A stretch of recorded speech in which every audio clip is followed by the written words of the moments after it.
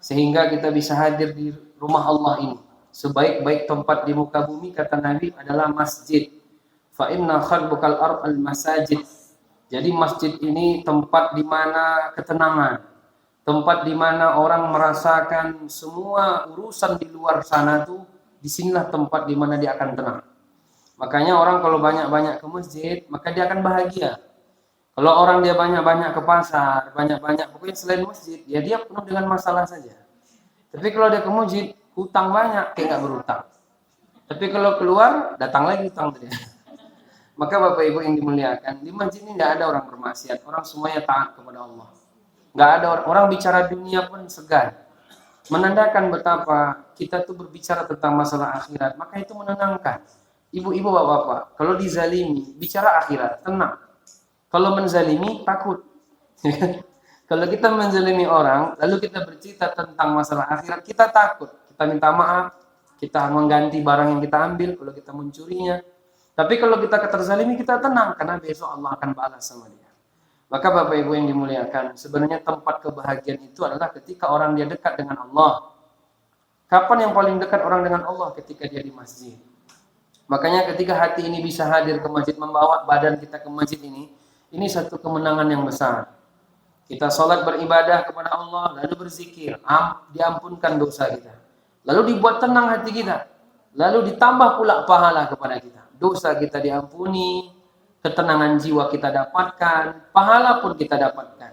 Nabi bersabda, "Man ghada ilal masjid la yuridu illa ayyata'allama khairan aw yu'allimahu, kana lahu kaji hajin taman hajatuhu."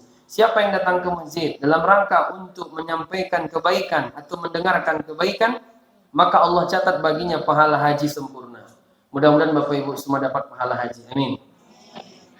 Salawat dan salam semoga tercurah kepada Nabi Muhammad sallallahu alaihi wasallam. Bapak Ibu selalu kita banyak berdoa, Allahumma barik lana fima razaqtana. Itu makan loh. Allahumma barik lana fi Rajab wa Sya'ban. Ini makan terus ini. Allahumma barik lana fi Rajab. Kan itu doa yang mereka. Wa Sya'ban wa balighna Ramadan. Ya Allah, berkahi kami di bulan Rajab dan berkahi kami di bulan Sya'ban, sampaikan kami ke Ramadan. Maka Bapak Ibu sedih sekali kan, manusia-manusia yang belum sampai Ramadan mereka sudah Allah ambil menghadap Allah Subhanahu wa taala. Karena orang ini kalau sudah masuk kuburan, mereka berharap kalau bisa satu hari saja bisa mendapati Ramadan. Maka kita berjanji kepada diri sendiri, besok kalau Ramadan kita jumpa, maka kita akan maksimalkan Ramadan itu. Ibu-ibu, bapak-bapak, banyakkan tilawah Al-Quran. Karena di bulan Ramadan nanti kan amalan andalan ada 5. 1, puasa Ramadan, itu jelas. Nah mungkin tarawih puasa enggak ada aja ya kan. 1, puasa Ramadan. 2, salat tarawih. 3, tilawah Quran. 4, dia berumrah. 5, dia iktikaf. Nah ini 5 nih yang menjadi andalan. Maka Bapak Ibu kita berjanji, tahun ini ya Allah sampaikan, saya akan khatam Quran 10 kali. Mari sekali. Bapak-bapak, ibu-ibu mana yang lebih banyak baca Quran biasanya? Biasanya ibu-ibu. Kalau bapak nih Quran yang dibaca. Kita untuk berjanji kepada diri sendiri. Kalau bisa sehari 2 juz, sehari 2 juz, sehari 2 juz. Sehari 2 juz, 2 kali khatam selama Ramadan.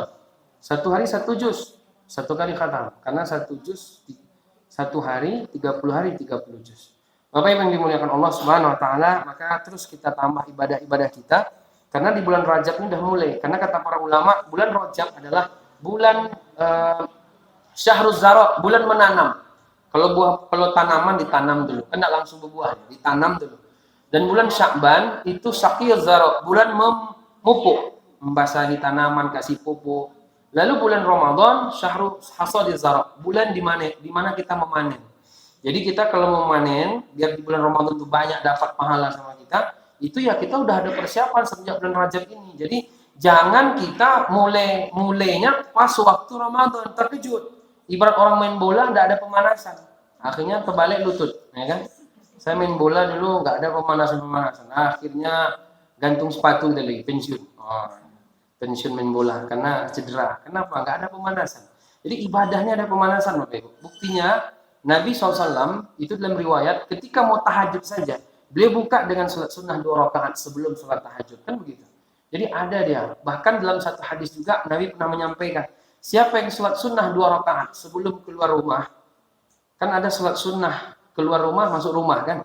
Siapa yang kata Rasulullah keluar rumah sebelum keluar rumah, salat sunnah 2 rakaat, maka tidak ada mudarat yang bisa memberikan kepadanya di luar rumah itu.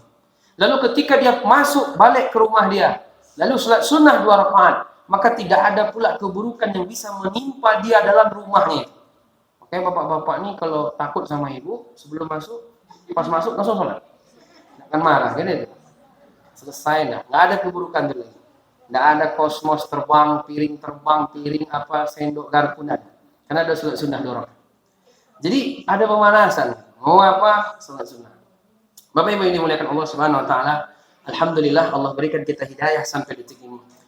Baiklah Bapak Ibu, kita malam ini membahas tentang sholat Jumat. Sholat Jumat ini tekanannya ke bapak-bapak. Kalau ibu-ibu tidak wajib sholat Jumat. Bahkan bukan sunnah pula, mubah aja. Tidak sunnah juga, mubah. Kenapa? Karena Jumat itu kan ngumpul semua, dan itu laki-laki. Lalu kalau ibu ikut-ikutan, agak gimana juga ya kan? Cuman kalau mau ikut, boleh di ujung-ujung deh, di ujung-ujung. Nah, kalau dia ikut, berarti 2 rakaat dengan khotib berkhutbah.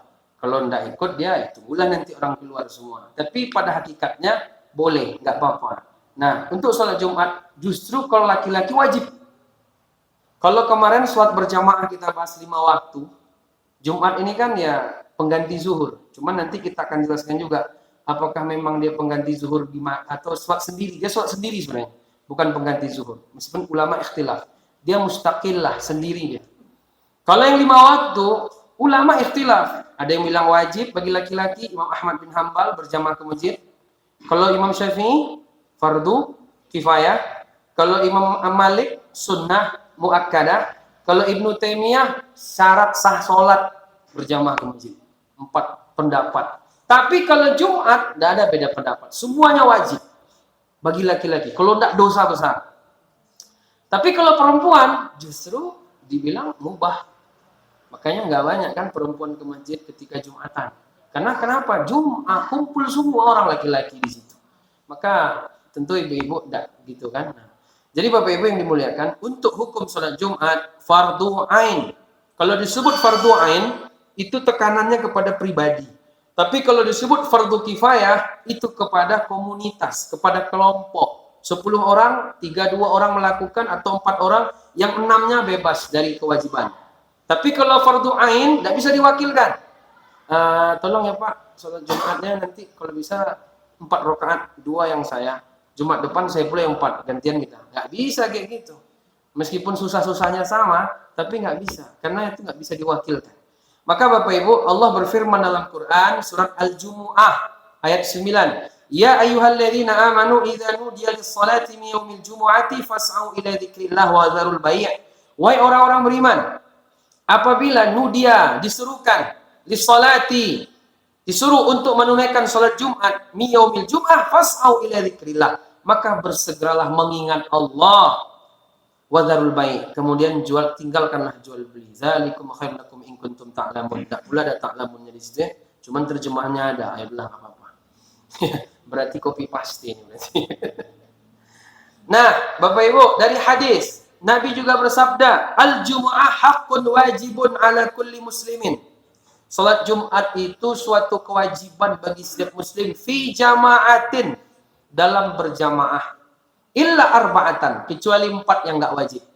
Yang pertama abdun, yaitu budak. Yang kedua abdun mamlukun, budak yang dimiliki. Au imra'atun, perempuan. Au sabiyun, anak kecil. Yang terakhir maridun, orang yang sakit. Ada satu lagi nanti musafir, tapi di sini nggak dimasukkan. Nah, jadi Bapak Ibu, intinya sholat berjamaah bagi bapak-bapak wajib. Bapak-bapak pernah meninggalkan sholat berjamaah dulu. Kalau sekarang mana beraninya nak? Kalau sekarang nggak berani lagi. Kenapa? Udah 50 ke atas. Kalau yang 20 ke atas masih berani kadang-kadang. Ya Alhamdulillah lah, jamaah kita sini saya rasa nggak ada yang berani dari dulu sampai hari ini. Karena imannya kuat-kuat. Kalau nggak kuat-kuat imannya, mana bisa tinggal di perumahan Bukit Tinggi dah? Orang yang nggak kuat-kuat iman nggak bisa tinggal di sini. Saya sampai hari ini belum bisa tinggal karena nggak kuat iman. Ini nama musola An-Nur, ya kan? Cahaya. Kalau mati lampu, cahaya di sini. Nah, Bapak Ibu yang dimuliakan Allah Subhanahu wa taala, Nabi juga bersabda dalam satu hadis, la yantahiyanna aqwamun an wad'ihimul jumu'at aw la yaqtimanna Allahu ala qulubihim thumma la yakunanna minal ghafilin. Hendaklah orang-orang yang suka meninggalkan salat Jumat berhenti mereka meninggalkan salat Jumat. Maksudnya salat Jumatlah mereka. Atau jika tidak, Allah Subhanahu wa taala menutup hati-hati mereka. Maka kalau orang dia sudah meninggalkan Jumat nih biasanya. Kalau dalam hadis yang di bawahnya tambah lagi, man taraka salasa Jumat tahawunan biha taba'allahu ala qalbih. Dalam riwayat Abu Daud, Nabi bersabda, barang siapa yang meninggalkan Jumat sebanyak 3 kali karena lalai, bukan karena alasan syar'i. Kalau alasan syar'i kan bisa karena sakit, atau dia musafir, atau hal-hal lain yang mendesak dia nggak bisa melaksanakan Jumat. Maka Allah Subhanahu wa taala akan menutupi hatinya 3 kali. Kalau sudah 3 kali tertutup hatinya. Mungkin sejak itu dia susah dapat hidayah. Sejak itu dia susah untuk memahami sesuatu dari agama ini. Sejak itu hidupnya enggak berkah. Pokoknya ada saja yang tertutupi dalam hal-hal yang itu membuat kemanfaatan kepada dia. Maka Bapak Ibu hati-hati. Ibu-ibu enggak ya? Bapak-bapak hati-hati. Jangan sampai meninggalkan sholat Jumat. Kalau sholat jenazah enggak apa-apa. Kalau nanti pas jadi jenazah ya disolatkan. Tapi kalau Jumat jangan. Bapak Ibu yang dimuliakan, di antara syariat hikmah, kalau hikmah ini kan nomor 2. Ada hikmah, nggak ada hikmah, kita tetap melakukan perintah. Cuman kalau ada hikmah, kita makin semangat. Jadi jangan beramal karena hikmah, itu dulu. Beramal itu karena perintah. Cuman kalau ada hikmah, tentu kita lebih semangat. Dan biasanya Allah selalu memberikan hikmah di balik apa yang Allah perintahkan. Cuman tidak semua kita bisa menembus hikmah. Kan begitu. Bapak Ibu yang dimuliakan, di antara hikmah Allah mensyariatkan salat Jumat ini adalah berkumpul untuk melaksanakan salat 5 waktu setiap hari, berkumpul ketika salat 2 hari raya, salat Jumat, ketika haji umroh. Sungguh agama Islam bersemangat dalam mengumpulkan kaum muslimin untuk bersatu. Untuk bersatu. Baik itu niat mereka, hati mereka, badan mereka, perkataan mereka. Karena kalau orang dia sudah bersatu Bapak Ibu, sering jumpa, maka akan memupuk rasa cinta antar kaum muslimin. Maka dulu kata guru saya, kalau ada orang bilang, ayo bersatu, bersatu. Tanya sama dia, Bapak ada ke masjid enggak? Enggak. Omong kosong, omdo. Karena bersatu itu di masjid tempat. Karena orang akan bisa bersatu di masjid. Karena di masjid ini enggak dibeda-bedakan. Beda kalau undangan. Wali kota duduk paling depan, meskipun terlambat, ya kan? Tidak mungkin. Karena Bapak terlambat, Pak Bupati belakang aja ya, samping-samping hansip. Mana mau kan? Oh, kan gitu nanti. Tapi kalau sholat ini nggak ada. Di hadapan Allah sama. Mau bintang berapapun dia, terlambat. Kalau dia datang 2 rakaat, misalnya sholat maghrib, tinggal 1 rakaat. Tak boleh sama-sama salam sama kami. Tambah 1 lagi. Yang kami duluan ini salam. Kalau Bapak terlambat, tambah 1 lagi. Tidak ada yang dibeda-bedakan. Semuanya sama peraturannya. Maka Bapak Ibu yang dimuliakan Allah Subhanahu wa taala, dengan adanya salat Jumat ini ada juga persatuan. Maunya 5 waktu. Kalau sehari 5 waktu kumpul kayak Jumatan, itu makin bersatu itu. Cuman sekarang ini kan yang diandalkan cuma Jumat saja. Cuman alhamdulillah belakangan ini kaum muslimin sudah sadar. Mereka sudah banyak berjamaah ke masjid. Sekarang ini masjid-masjid sudah ramai Bapak Ibu. Apalagi ada lontong. Wah, itu makin ramai deh. Jumat subuh di Masjid Jami apa itu ada lontongnya. Ramai. Pas makan tuh ramai, pas pengajian hilang. Habis itu bubar pengajian datang lagi. Makan. Enggak apa-apa, karena cara melunakkan hati kan 2 dalam hadis Nabi. Yang pertama sering-sering mengucapkan assalamualaikum. Bukan klakson mobil lewat Pak sekali. Pak, enggak. Assalamualaikum, itu yang melunakkan hati. Yang kedua ngasih makan. Jadi ada orang ngamuk-ngamuk sama kita, sering aja ngantarkan gulai ke rumah dia. Ada tetangga enggak baik-baik sama kita, antarkan gulai sama dia. Cuman kalau bau gulai aja makin ngamuk dia. Hawa-hawa gulai orang ini enggak pula dikasihnya kita, makin marah dia. Tapi kasih dia 1 kepala ikan, ya kan, masuk ke rumahnya. Nanti masak lagi belut kasih sama dia. Itu lama-lama lunak hati dia. Jadi cara melunakkan orang, ajak aja makan. Dah, selesai itu dah. Daripada kita ngomong ayat hadis makin panas hati dia. Tapi kalau dikasih makan, lunak. Padahal makan tuh dia juga bisa beli. Cuman mental kita kan mental gratis. Meskipun sudah punya, asal gratis mau lagi. Nah, jadi Masya Allah ya, manusia itu memang butuh ya. Udah punya masih pengen. Gitu manusia itu Bapak Ibu. Jadi memang Nabi sudah bilang, at-imut to'am, kasih makan. Kasih makan itu melunakkan hati. Tapi di musola An-Nur ini saya dengar-dengar sudah ada ya Bu ya. Cuman yang Selasa ini tidak pernah nampak. Kadang-kadang kita nih mikir-mikir gimana nih sebenarnya. Kayaknya Selasa nih paling rutin. Cuman kalau malam ini susah. Karena udah makan tadi. Sesekali makan nanti kan bisa juga. Ustaz ini minta-minta. Jadi Bapak Ibu yang dimuliakan Allah Subhanahu wa taala, memang subuh yang enak tuh memang. Subuh yang enak. Subuh tuh kita kan dari Isya sampai subuh kan tidak makan-makan gitu. Habis pengajian pening kepala, masuk lontong. Tenang lagi deh. Tapi kalau malam nih enggak pula pening-pening lagi, ngantuk yang ada. Bapak Ibu yang dimuliakan Allah Subhanahu wa taala. Jadi gitulah ya. Kata Buya Hamka, kalau ingin melihat orang yang beriman, karena dalam Islam nih ada 3 level kaum muslimin. Yang pertama level muslim, di atas muslim namanya mukmin, di atas mukmin namanya muhsin. Orang-orang muslim nih ada kemungkinan masuk neraka, tapi nggak kekal. Kalau levelnya muslim, kalau levelnya mukmin dia masuk surga tapi dihisab. Kalau levelnya muhsin kemungkinan besar dia masuk level yang masuk surga tanpa hisab. Jadi 3 kita nih Bapak Ibu. Cuman ujung-ujungnya sama dengan surga semua. Sama dengan surga semua. Asal mengucapkan la ilaha illallah, masuk surga. Meskipun kadang-kadang dia nggak puasa. Tapi masuk neraka dulu. Ada yang kayak gitu tipenya. Makanya Bapak Ibu yang dimuliakan Allah, kata Buya Hamka, kalau ingin melihat orang-orang yang levelnya paling bawah, muslim dia. Kadang kewajiban masih ditinggalkannya. Yang sunnah apalagi, yang wajib udah tinggal. Yang haram harus ditinggalkan, malah dilakukannya. Lihatlah Jumatan tuh katanya. Jadi Islam yang level-level KW 15,5 itu Jumatan tuh sini. Tapi kalau yang betul-betul dia mukminnya bagus, muslimnya tuh naik, yaitu level mukmin, itu lihat ketika sholat subuh kata beliau. Bapak-bapak ibu-ibu ini maghrib ini kan datang nih, subuh hadir juga. Wah iyalah berarti mukmin dah. Kecuali maghrib hadir, subuh hilang. Oh muslim nih berarti kan. Ada kemungkinan. Jadi Bapak Ibu yang dimuliakan Allah, subuh kata beliau itu standar iman.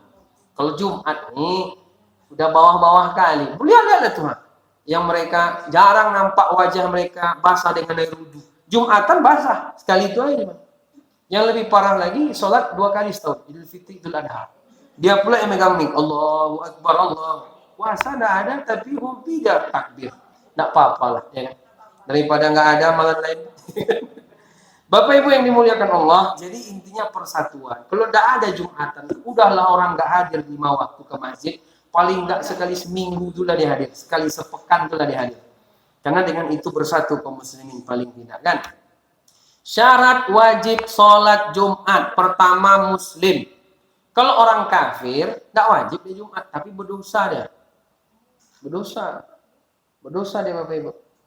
Jadi ada orang kafir, kalau kafir kan jelas, kalau tidak masuk Islam, tidak mengatakan Allah Tuhan Nabi Muhammad Rasul, mati dia masuk neraka, sebaik apapun di dunia. Jadi baik itu ada 3, baik kepada diri sendiri, baik kepada orang lain, baik kepada Allah. Kalau dia baik sama orang, sering ngasih makan fakir miskin, anak yatim, disekolahkannya orang, diumrohkannya orang, tapi nggak mau dia bilang Nabi Muhammad sebagai Rasul, ini kriminal yang paling besar bagi Allah. Lebih besar dosanya daripada orang yang dia membunuh. Kalau membunuh kan ganggu orang. Tapi kalau nggak mengakui Allah Tuhan, dia menghina Allah Subhanahu wa taala. Lebih besar itu dosanya. Dan itu dosa kufur. Kalau dia mati, dia masuk neraka. Nah, dalam kehidupan dia ada yang meninggalnya umur 18 tahun, ada yang meninggalnya umur 40 tahun, ada yang meninggalnya umur 60 tahun dari orang-orang kafir, itu nerakanya beda-beda. Yang dia 60 tahun mati jadi orang kafir, dengan 40 tahun, itu nerakanya lebih berat yang 60 tahun. Karena beda 20 dia bermaksiat kepada Allah kan. Ya kan? Ketaatan dia nggak ditulis, kebaikan dia nggak pernah ditulis. Cuman dibalas sama Allah di dunia. Kalau anak kecil, ini memang pembahasannya ada disebutkan oleh para ulama.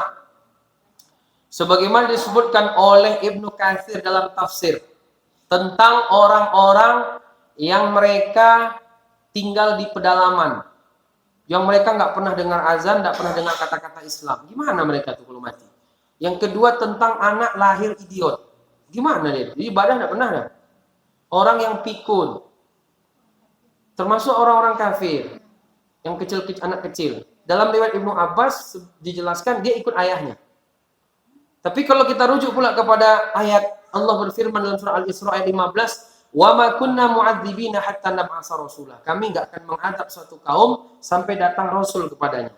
Sampai datang ilmu kepadanya. Kalau hari ini kan rasul sudah enggak ada. Tentu datang ulama ke kampung mereka menjelaskan ada Tuhan namanya Allah.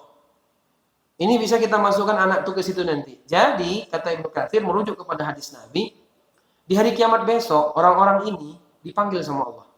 Yang sejak kecil dia idiot, yang dia tinggal di pedalaman kayak di Papua, tidak pernah misalnya dia mendengar kata Islam. Itu gimana masuk surga atau neraka? Besok di hari kiamat Allah panggil mereka. Dulu kamu kenapa nggak beriman? Ya Allah, kami nggak pernah dengar kata-kata Islam, tidak pernah mendengar kata-kata Allah. Lalu Allah bilang, ya udah masuk neraka. Kalau Allah bilang, kenapa kamu nggak taat kepada Rasul saya yang saya utus? Kami nggak pernah dengar nama dia. Nggak pernah disampaikan kepada kami ada Tuhan namanya Allah, Nabi namanya Muhammad. Kami nggak tahu. Bukankah engkau tidak menghukum kami kalau kami nggak tahu? Karena ayatnya kan gitu. Kami nggak akan mengadab satu kaum sampai datang Rasul kepada mereka. Lalu Allah suruh, kalau memang begitu yaudah, kamu masuk neraka. Kalau dia taat, justru dia masuk surga. Kalau dia nggak mau, masuk kamu neraka. Nggak mau ya Allah, panas neraka. Kamu melawan, masuk neraka beneran. Gitu nanti Bapak Ibu. Digituin sama Allah. Mereka dipanggil sama Allah. Jadi di hari kiamat besok tuh ada yang mereka masuk surga langsung. Ada yang mereka masuk neraka langsung. Ada juga di tengah-tengah. Namanya Ashabul A'raf. Ashabul A'raf namanya. Di tengah-tengah. Nggak ke surga, nggak ke neraka. Nah ini tunggu dulu nih. Ini yang masuk surga aja diurus dulu. Sama malaikat campakkan ke neraka, masukkan ke surga, campakkan neraka, masukkan ke surga. Tinggal satu. Ada satu kelompok namanya A'raf.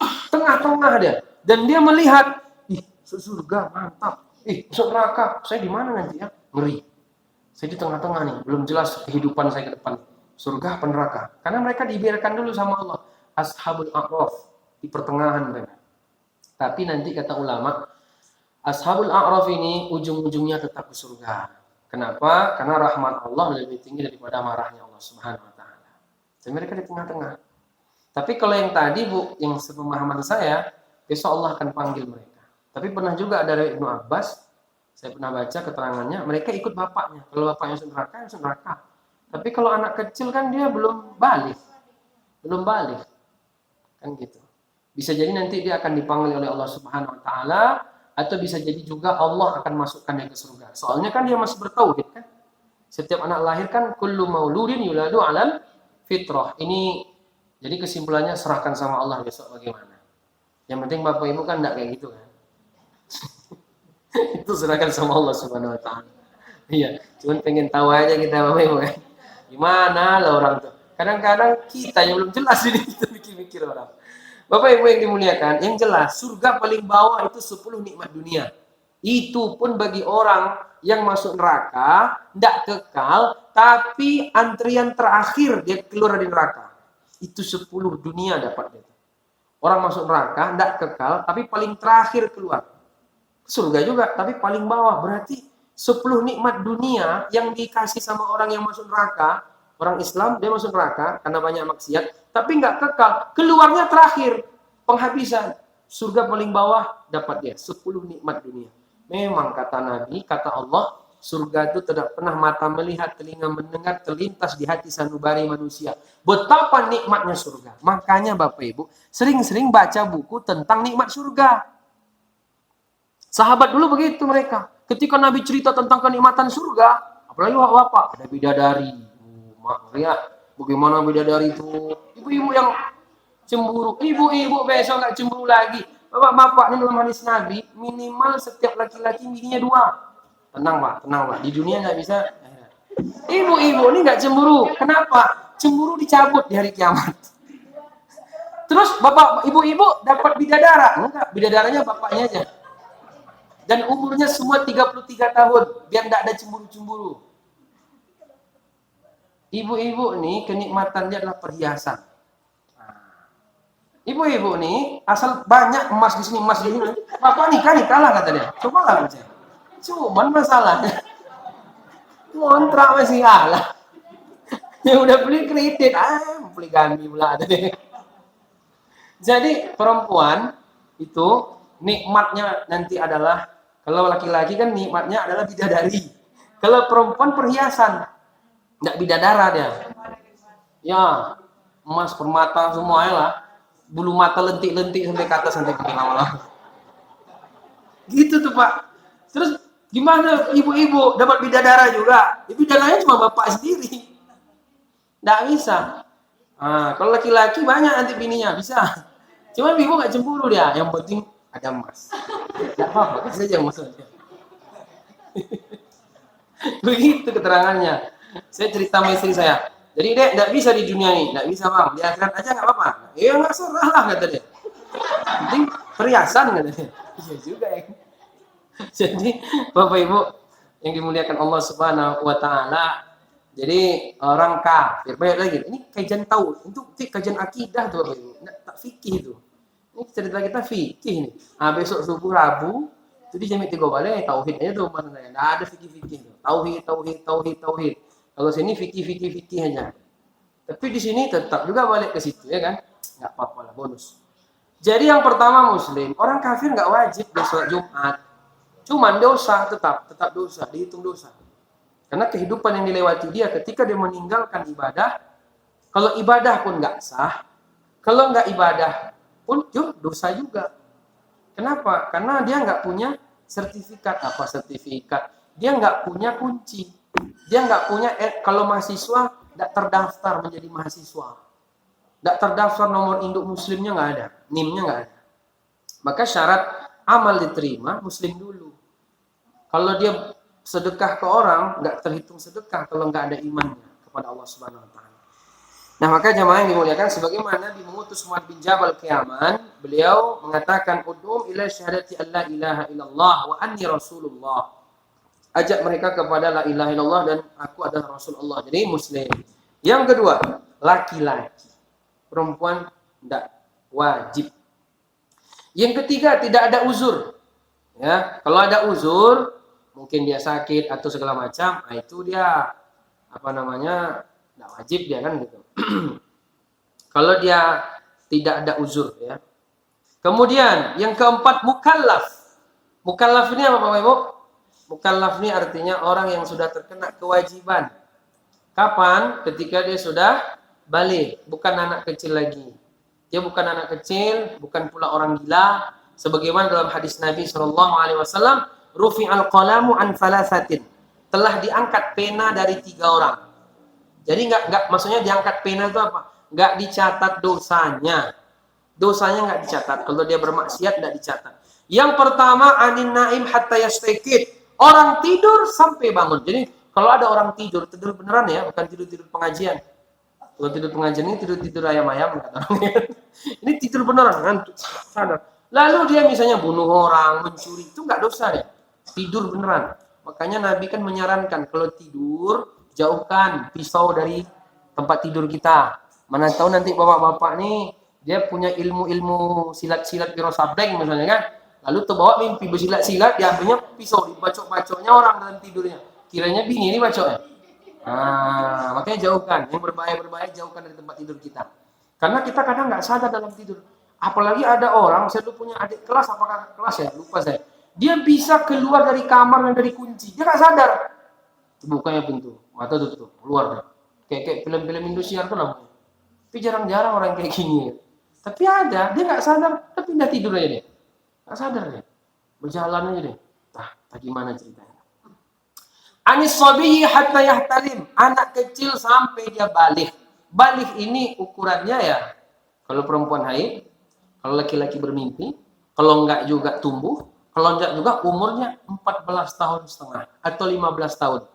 Kalau 15 tahun, hitungan Hijriah, hitungan Masehinya 14 tahun setengah.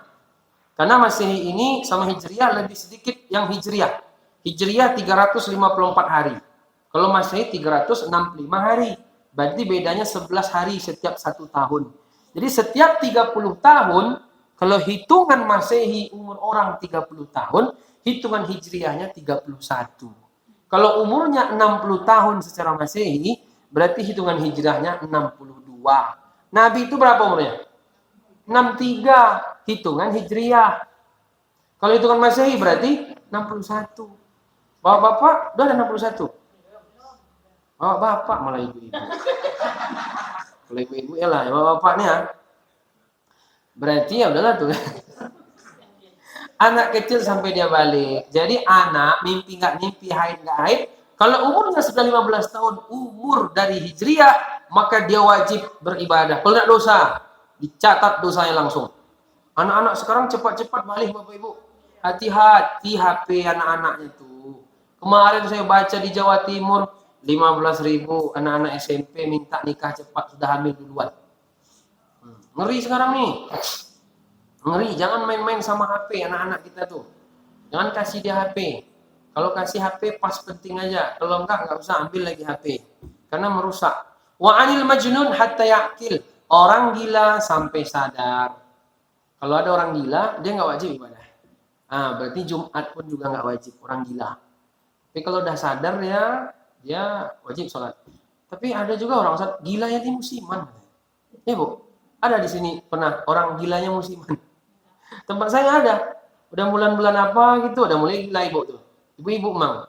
Dibawanya lah kalung-kalung, dibawanya karpas plastik-plastik. Dia kalau udah nggak musimnya sadar dia. Sehat, komunikasi. Ke masjid juga dia. Kalau udah musim, udah datang jadwal dia, mulai gila lagi. Berarti selama gila itu dia nggak sholat. Kalau udah sadar lagi, wajib sholat. Sama kayak orang pikun. Kan ada pikun permanen, ada juga pikun kadang-kadang sadar ya. Kalau dia pas lagi sadar, dia sholat. Kalau pikunnya datang lagi, berarti nggak wajib lagi sholat. Gitu aja caranya. Nah, jadi Bapak Ibu, mudah-mudahan Allah selamatkan kita dari penyakit pikun ya. Karena penyakit pikun itu kan sama kayak anak-anak. Tapi statusnya anak-anak, tapi dia udah gede. Nah, kan gitu.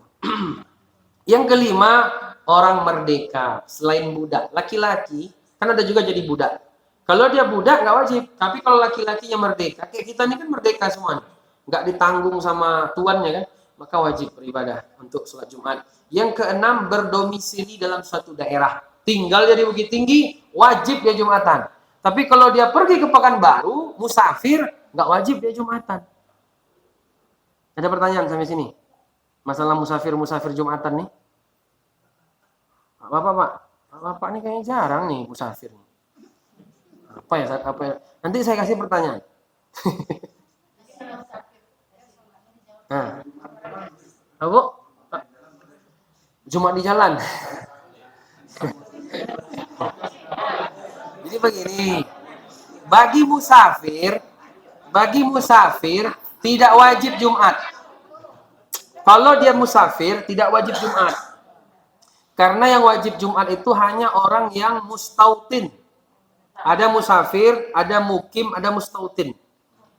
Selama ini mukim aja, mustautin yang disebut. Kalau mukim, orang yang memang tinggal di sini, memang rumahnya di sini. Kalau dia, mustautin. Kalau mustautin, orang yang tinggal di sini, rumahnya di sini, tinggal sehari-hari di sini. Kalau mukim, orang yang musafir, lalu dia tinggal di tempat itu, yang mana sudah habis jatah safarnya. Paling lama 4 hari. Misalnya ibu bapak pergi ke Pekanbaru. Memastikan hari, pokoknya saya di Pekanbaru 6 hari. Seminggu lah, sepekan. Jadi 4 hari pertama masih bisa dia menjamak dan mengqashar sholat. Karena status dia masih musafir. Habis 4 hari enggak lagi. Nah, itu namanya mukim. Tapi kalau mustautin memang enggak kemana-mana. Nah, musafir baru yang pergi. Pergi dia statusnya tidak menentu, pokoknya dia masih 1 hari atau 2 hari atau berapa hari atau selesainya urusan, itu musafir. Nah, bagi musafir sholat Jumat nggak wajib. Dan Nabi ketika dia safar dia pun nggak Jumatan. Nah, bagi musafir kalau dia mau ikut Jumatan lebih bagus kalau bisa. Tapi kalau enggak berdosa ya. Digantinya sholat zuhur. Gitu. Nah sekarang pertanyaannya berapa ukuran musafir ini? Ya kan? Ada 3 pendapat. Saya baca. Pertama, standar musafir kalau 48 mil. Ini jumhur ulama. 48 mil itu 80 kilo. Ada yang bilang 84 kilo. Ada yang bilang 85 kilo. Ada yang bilang 89 kilogram. Enggak ada gram. Kilometer. Nah, ini jumhur. Kalau mazhab Hanafi 3 hari 3 malam perjalanan baru udah dihitung musafir. Mazhab Hanafi kayaknya kita jauh dari pendapat nomor 2. Kalau pendapat nomor 3, Ibnu Taimiyah, Ibnu Qayyim, itu mereka musafir itu tergantung kebiasaan kita. Saya mau ke Payakumbuh bentar. Itu nak musafir berarti. Tapi kalau dibilangnya saya mau safar ke sana, ke Padang, atau rasanya ke sana tuh kayak safar atau bagaimana gitu aja. Kalau cuman kalimatnya saya mau pergi ke situlah bentar, itu nak musafir ya. Tapi kalau dia saya mau safar, saya kemana, ke Padang, atau bagi dia meninjau itu berat sekali, ya saya mau safar ke meninjau, ya udah itu dihitung safar meskipun tidak sampai 80 kilo, asal dia sudah keluar dari daerah dia, ya daerah dari kecamatan dia, kecamatan ya bukan kabupaten, keluar dari kecamatan itu udah bisa dia menjamak dan mengkosor nanti. Udah asal. Enggak 50 azan. 45 ya. Mundur ya. Gimana Bu? Silakan Bu, ada pertanyaan tadi.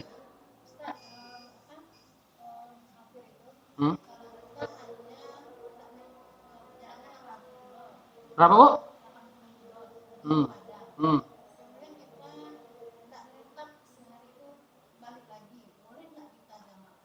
Udah bisa. Iya, jadi nggak masalah. Kalau menetap pun nih Bu, dikasih jatah 4 hari. Selesai 4 hari, posisinya udah kayak orang biasa. Mustautin atau mukim gitu.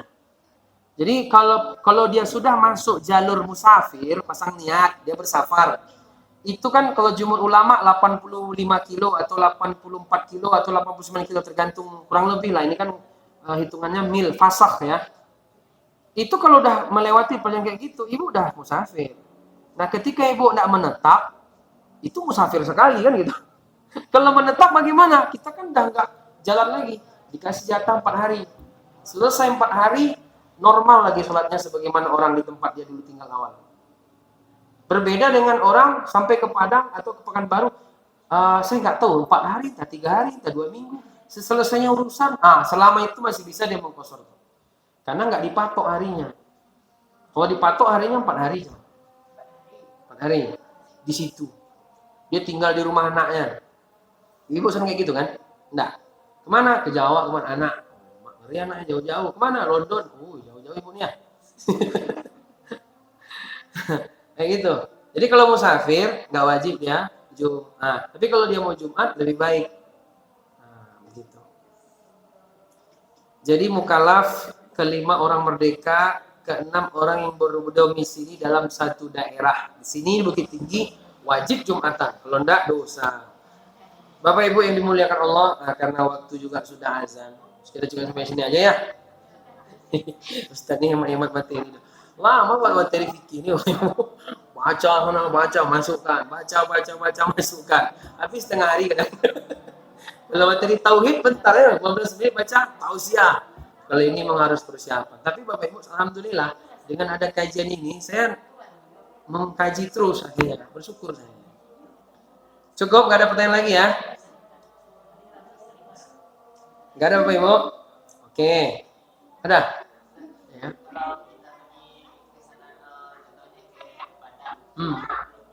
Hah? Padang? Berarti nggak ke Padang kita? Kayu tanam?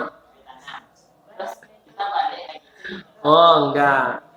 Dia bukan PP dia. Di sekali jalan. Kalau PP ini tukang angkot-angkot. Jam kadang tiga balik jam kadang. Udah bisa ini nampaknya. Cuman begini, ini kalau pendapat jumhur ya. Tapi kalau pendapat dari Ibnu Taimiyah, Ibnu Qayyim Al-Jauziyah itu bisa saja. Karena asal dia keluar dari kecamatannya atau dia terhitung kayaknya kebiasaan kita itu kayaknya kayu tanam itu angka 40 kilo ya. Itu udah jauh tuh Ustaz. Nggak kayak jalan-jalan biasa, kayak kita mau ke Padang Panjang. Itu udah jauh itu. Bisa saja. Kalau saya jamak. Saya hitung, saya nggak ambil yang jumhur. Saya ambil pendapat lebih kepada yang dia tergantung kebiasaan uruf setempat memandang itu safar atau tidak.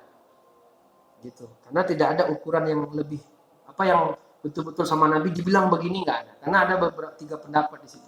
Ada yang standarnya 48 mil, ada yang standarnya 3 hari 3 malam perjalanan, ada yang standarnya tergantung kebiasaan setempat. Bahkan ada seorang ustadz di Sumatera Barat ini terkenal, dia dari Payakumbuh ke Bukit Tingginya menyamak deh. Ada tuh, ya kan? Tahu ya. Kalau saya enggak. Saya masih agak-agak tambah lah, agak-agak ke Sari Lama ke sana sedikit. Nah, beda. Itu biasa ya. Kamu? Hah? Nggak ada yang nanya? Oh ya lah. Bapak Ibu yang dimuliakan, saya rasa sampai sini aja. Nah, kayak belum kajian gitu. Ya? Nggak ada, Bu? Ya. Oh, masbuk. Ah, ini penting juga nih.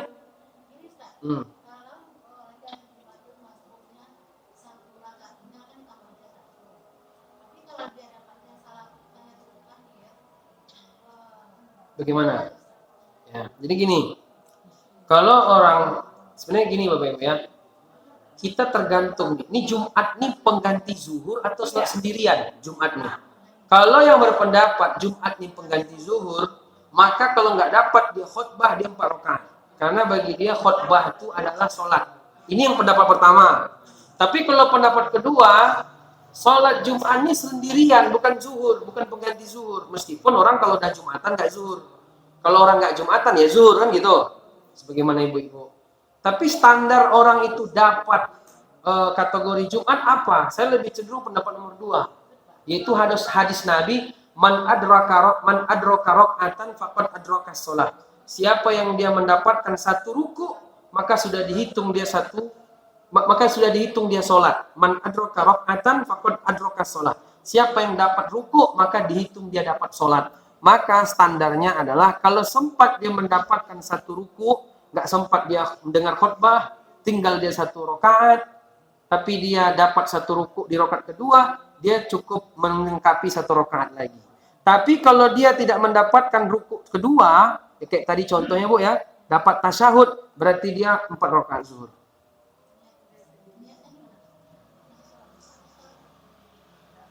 Niatnya sholat zuhur aja.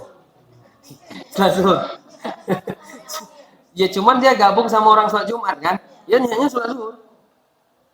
Kan beda niat nggak apa-apa. Beda niat kan nggak masalah. Beda niat nggak masalah. Sebagaimana sudah kita bahas sebelumnya, orang sholat wajib berimam kepada sholat sunnah kan boleh, itu yang kita ambil pendapat kemarin. Kan beda nih, nggak masalah. Beda niat nggak masalah. Yang penting gerakannya sama. Nah kayak gitu. Jadi kalau nggak dapat dia ruku terakhir, dia 4 rakaat. Apa? Iya, tapi nggak dihitung. Karena nggak dapat ruku. Merujuk kepada hadis tadi. Siapa yang dapat 1 ruku, dia sudah dihitung dapat sholat. Berarti kalau dapat dia ruku Jumat, berarti terhitung dapat 1 Jumat. Tapi kalau dia tidak dapat ruku, maka dia lengkapilah sholatnya 4 rakaat zuhur. Udah khutbah nggak dapat, ditambah pula ruku nggak dapat. Ini maunya apa sebenarnya?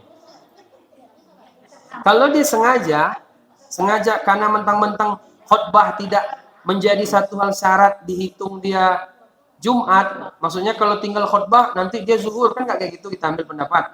Dia nggak dapat pun dia khutbah, tetap sah Jumatnya. Tapi kalau menyengaja bisa dosa dia. Menyengaja bisa dosa dia. Jadi ya kalau dia memang nggak dapat ruku, ya sholat 4 rakaat. Bedanya nggak apa-apa. Wallahu a'lam bishawab. Gitu Bapak Ibu ya. Ini perkara fikih biasa, beda-beda tuh biasa. Cuman kalau saya yang saya ambil, ya itu kalau nggak dapat dia rukuk terakhir, maka dia 4 rakaat. Wallahu a'lam bishawab. Mungkin itu saja Bapak Ibu. Besok pekan depan golongan tidak wajib sholat Jumat. Kebalikan yang tadi sebenarnya itu nanti jawabannya. Yang wajib sama yang nggak wajib kan itu nanti balasannya. Wallahu a'lam bishawab. Kita tutup dengan bacaan doa kafaratul majlis. Subhanaka Allahumma rabbana wa bihamdika asyhadu an la ilaha illa anta astaghfiruka wa atubu ilaik. Wabillahi taufiq wal hidayah. Assalamualaikum warahmatullahi wabarakatuh.